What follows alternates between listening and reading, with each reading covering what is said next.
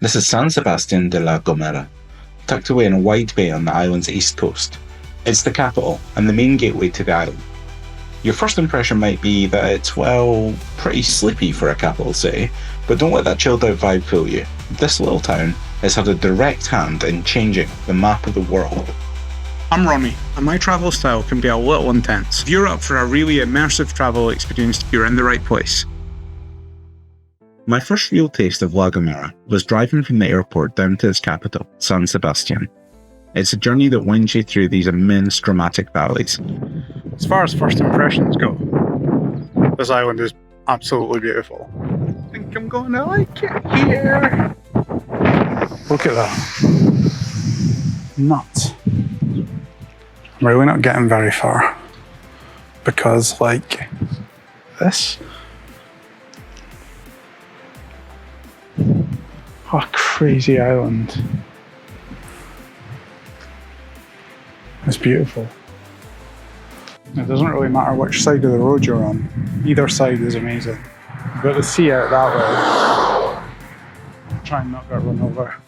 And then you round a final corner and the town just appears, nestled in a wide bay on the east coast. And we're looking back down on San Sebastian. And of course you can't miss Teide. It is incredible. 3,800 meters, I believe. Highest mountain in the Canaries, highest mountain in Spain, highest mountain in Europe if you exclude Russia. I think it's the fact that it's just this massive point that rises out the sea as well, that there's not a huge landmass around it. Obviously, we're on the huge landmass right now. So Teide last erupted in the early 1900s. I was reading this morning that there's a 10% chance of another eruption in the next 50 years. I don't know how I feel about those odds. I mean, you think, okay, there's a 90% chance it won't erupt, but still. So this is San Sebastian de La Gomera. It's the capital of the island, the largest town. I say largest town, it only has a population of 9,500, so it's still not that big. It's as big as they get on here. Total, I think in total the island has a population of about 20,000, so half of its permanent residents live here.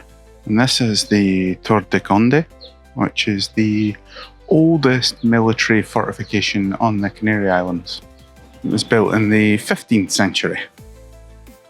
You see it and immediately think, right, it was probably built to fight off pirates, right? That's the logical conclusion, but it's wrong. It was a 15th century feudal fortress, but it was built to control threats from the island itself. It was essentially a safe house for the ruling family during uprisings by the local Guanche people. During one big revolt, the ruler at the time, Beatriz de Bobia, had to lock herself in here. She was particularly infamous, and for good reason. After the revolt was put down, she took a horrific revenge, executing every Gomerian male over the age of 15 in the areas that rebelled. It's about a 40-minute drive to here from the airport. I did that yesterday. I say it's 40 minutes, it took me a lot longer because I kept stopping. And this is the beach, right in the centre of town. There's a big Christ the Redeemer-esque monument up there, a viewpoint up there. Yeah, black sand beach. And not the prettiest because it's a harbour town, it's a port town. So that's just sitting there. But right on the doorstep of the town at least, and it looks like plenty of umbrellas and whatnot. And I can't imagine it gets overly crowded. When I arrived last night, actually seemed like the town was quite busy. And there's a harbour here and you can get the ferry over to Los Cristianos in Tenerife. I think a lot of people come for day trips. They go to the big national park in the heart of the island.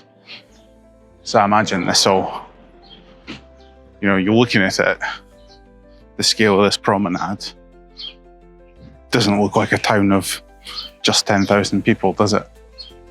Feels a bit grander, a bit larger than that. I guess that's to accommodate all the ferry visitors. So the town's biggest claim to fame comes from one specific guy, Christopher Columbus.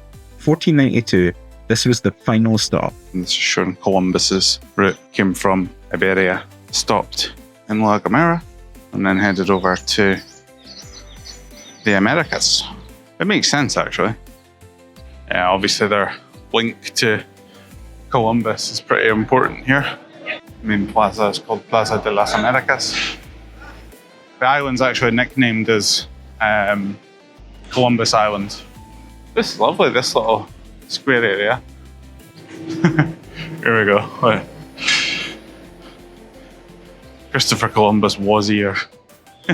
They came here for supplies and repairs, and just before leaving, they prayed in this church, the Iglesia de la Asunción.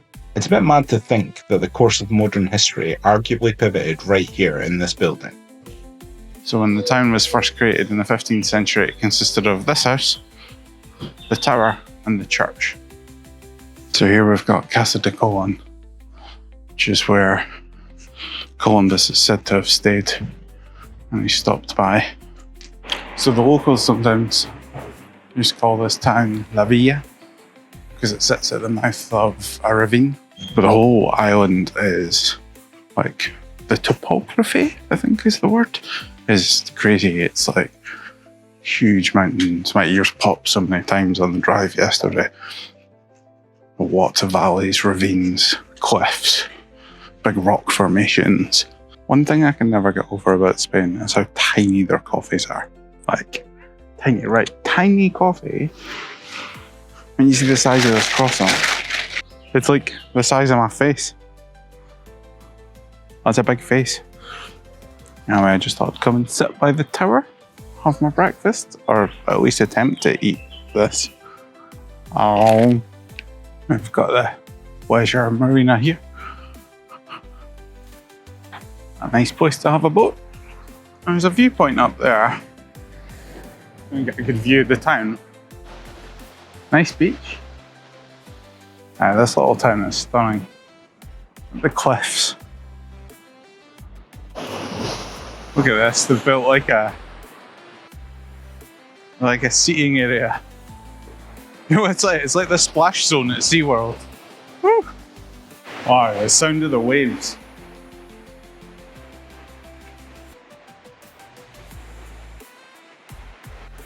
So the torch for the Mexican Olympic Games passed through La Gomera, and this is the point where it was lit. So that's why there's a monument to it. I love that they've built all this, you know, like totally unnecessary, this like walkway and steps up this rock. Like, I love it. It looks like it's lit up at night as well. And you've just got this massive, I mean, you can see how close Tenerife is. I mean, it's still quite far. I mean, Teide is really massive, isn't it? We'll go up to the torch, up here. Why not? Do, do, do, do, do, do. Do, do, do, do. I knew it would be worth it for that view. At Tenerife, and actually the beach here is nicer. Well, bigger waves to be fair, the one mouth of the ravine at the town. Water's a bit calmer. So maybe that's better for swimming. This is better for feeling like you're at the beach. And big waves and stuff. I'm just on my way to this lighthouse. You can really see the whole town from here. And it does stretch a little bit into the valley. It gets a bit industrial. But that is it. That is the capital of the island. I can't see this little stubby lighthouse. It's not the most exciting, but it's quite cute. Quite cool with Teide sitting behind it. So the land around it here is just deserted. It's just strange. It's coastal. It's close to the capital. You got the heliports just behind. I'm surprised it's not developed. It's relatively okay. It's not flat, but for La Gomera, it's relatively flat. How did I get up here? Oh wow, this is a great view of Tenerife. You see the whole island, end to end. That's very cool. When the views of Tenerife from up high are good, but I think this is the most sort of complete view because of the angle where we're at. I can see the whole south here, right up the side. So that's San Sebastian. It really sums up the island's character. It doesn't shout about its importance, you just have to look for it. The stories are here, waiting. As the main port and the administrative heart of the island, it's the perfect first stop to get a real feel for what makes La Gomera special, and it's definitely not just a place to pass through. If you want to see more content like this, please give this video a like, subscribe, hit the notification bell, it really helps. Cheers, see you soon.